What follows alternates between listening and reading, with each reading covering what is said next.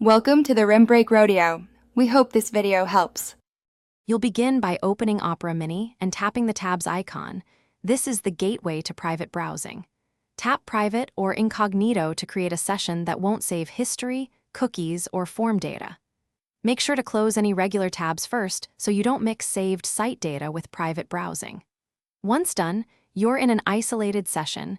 Cookies and logins won't persist. This first step limits local traces and prepares you to browse without leaving usual history behind. Now use private tabs intentionally. Open links directly from the private session to keep isolation intact, because launching a link into a regular tab breaks the separation. Use built-in search and site settings inside Incognito, but remember downloads and bookmarks will still remain on your device unless you delete them manually.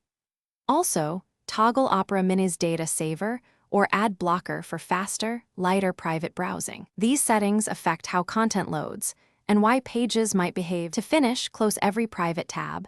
Doing so clears that session's cookies and temporary data. If you downloaded files or created bookmarks, remove them manually to eliminate traces. Make sure to sign out of accounts before closing if you want no lingering access. If you notice sites still remembering you, update Opera Mini and check app permissions. Some permissions or sync features can reintroduce stored data. As a final check, restart the app to confirm a fresh private session next time you open it.